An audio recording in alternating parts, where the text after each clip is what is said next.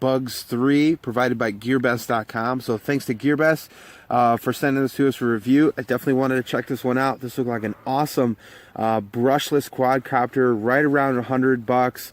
You know, getting you into brushless motors, and then this is a nice camera bird, and sporty flyer as well. So as you know from my channel, I like nice sport flyers, and this one definitely seemed like it would be a nice option for that, and also a great option for hooking up your GoPro camera, or doing some video footage with it at a nice affordable budget price point. So really initial build quality, just inspection of it, everything looks really nice.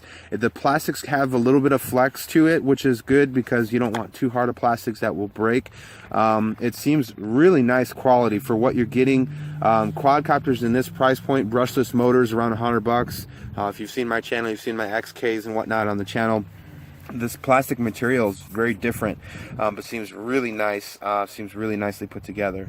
You've got 1805, 1800 kV brushless motors on here, which is really nice. You've got some really nice features with this that do come. You've got the longer, tall landing legs, which I'll attach a picture of so you guys can see, and then a GoPro mount as well that you can hook up your GoPro to it, or at least mount your GoPro to it to make some video footage. Today we're just going to be running a RunCam HD, so hopefully we can get some video footage of that, just so you can kind of see how it flies. And then there is going to be some I believe some FPV versions of this coming out later on, some cameras that at least you can buy for it, because there is some function to that on the transmitter. So overall, just impressions on it, I think it's just really sweet looking design. I really love when manufacturers come out with their own kind of unique design for quadcopters, and this one is definitely one of them. Looking at the battery, you do have a 7.4 volt. This is a 2-cell 1800 milliamp LiPo, and that is using an XT30 connector. So I'm not sure why they decided to go with the XT30. That's probably my only con. Of course, you've got your balance charge as well. It does come with spare props and a balance charger with the quadcopter, so you can fly everything. And it also has prop guards too. So if you're a beginner, you can put the prop guards on there to protect the propellers and people around you.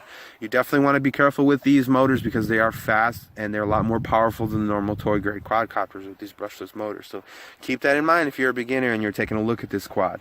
But the 2-cell, very nice big size LiPo with that XT30 connector that hooks up right to the back there. So really nice, and you should be able to pick up more of these. Might want to get an adapter for them, but anyways, you can plug it right in there, and it slides right in and holds that LiPo really nicely inside of there, that casing around that LiPo.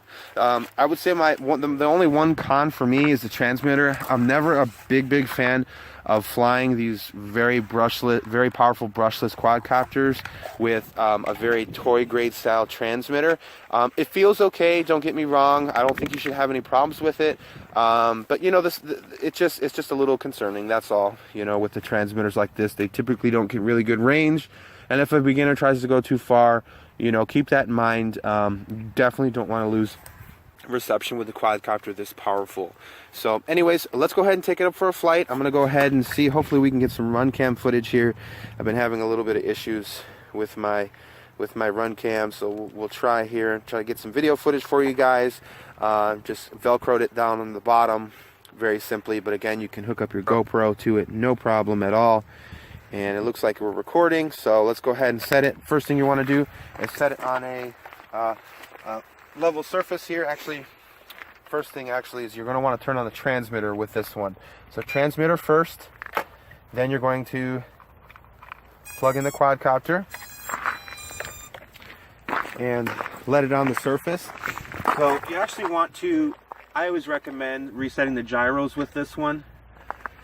It's a little off because of the RunCam it's sitting on, but you put both sticks to the bottom right. You'll see the lights flash on the quadcopter, and that's reset the gyro so that it's nice and balanced. So just going over the transmitter, you've got your trim tabs. This is going to be your start, tapping and holding for turning off. This is going to be your flips, and then you give direction. This is for the camera version, which this does not have, so no worries there. And then This button here is going to be for high and low settings, so nothing too crazy. I didn't notice anything in the instructions about headless mode or one key return. Not a big deal. Most of us don't really care for those options anyways. But a really cool thing this transmitter does have, which I do have to mention, is that if you fly too far away from your craft, this transmitter is actually going to beep and let you know you're getting too far. And then also, when your battery is getting low on the quadcopter, this transmitter will also beep to let you know that your low voltage cutoff is coming in soon and you should bring it on home. So let's go ahead, we're going to press this button and go ahead and take it up for a flight. So we'll turn on the motors. Love the sound of brushless quads. But check out those LEDs, guys. It's snowing out right now. I apologize. The weather here in the Midwest is no fun, but I did fly this at night, and this thing is really awesome to look at night because of those LEDs. You've got the blue in the back, white in the front, and there's multiple LEDs in a strip on each arm, and it just looks really, really cool. So let's go ahead and do a little punch test and see how this punch is. So this should be low rate. So 1, 2, 3. Very decent. Good power. Nothing too crazy. This is not a racing quad, but nice power. Let's go ahead and do our higher rate. We have 2 beeps on the transmitter. That's our higher rate. So 1, 2, 3. I'm not sure if the punch out's any different. I'm gonna guess that the roll and the pitch is gonna be a lot different though. So let's put it back in the low rate and let's show you its roll. Okay, and then our pitch. Pretty decent. Let's put it in high rate and show you our roll. Oh yeah, much more aggressive roll.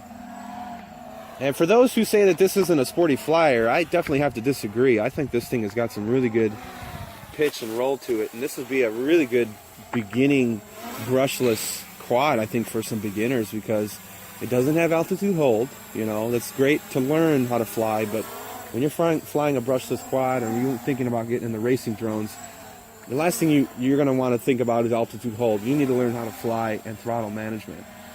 And this is a nice one. It's got some good balanced power, but it's not overly powerful. And you got the option of hooking up your GoPro to the bottom of it and taking some video footage. So check that out. Nice bright LED on the front of the quadcopter. You can hear that. I love that sound when it whips around. The LEDs definitely help for orientation.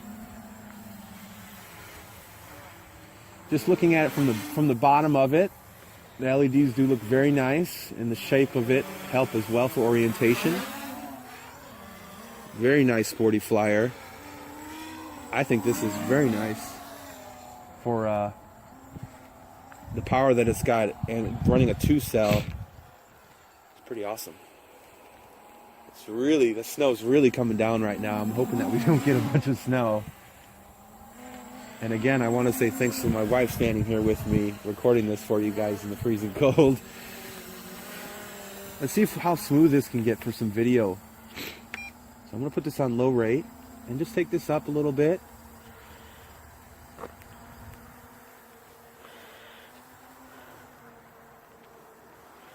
Got her up there pretty high. And I'm trying to see if the transmitter is going to tell me if I'm getting too far away, which it hasn't yet, but I think that's about where I'm comfortable with it. That's pretty good. Let's do a little pan around. It's holding its position pretty well, too. Very nice. So let's go ahead and bring her down.